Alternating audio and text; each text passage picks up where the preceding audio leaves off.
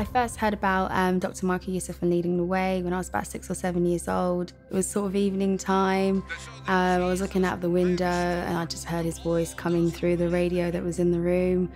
I just felt peace, and it really spoke to me. I just knew something was different that night. I wanted to be a Christian. I actually found my first Bible. I just started reading it. It kind of spoke to me, you know. I was reading it through all the horrific things that were going on that summer.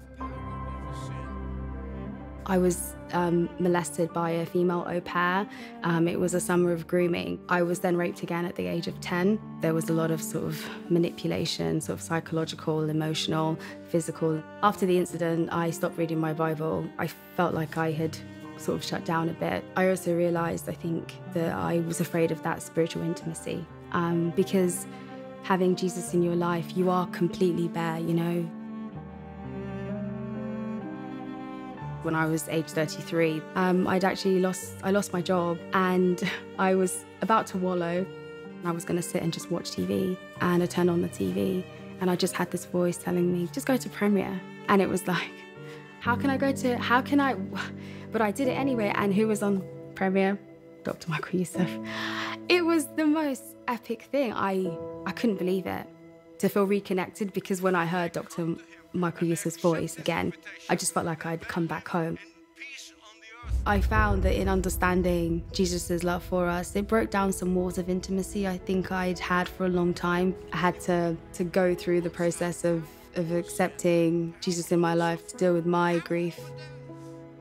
Come to Jesus. It was such a crisis point in my life, because for a lot of people in society that have gone through what I've gone through as a child, it's so easy to give in.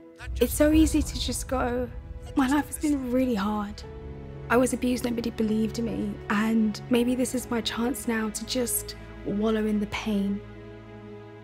And I was looking for something deeper, so when I could hear Dr. Michael Youssef talking about rebuilding the walls, I was just hooked, I was captivated. That moment, your eternal life has begun. I refer to Dr. Youssef as my second dad, because when I really needed a dad, these messages have hit me at the right time, and people didn't know I was falling apart.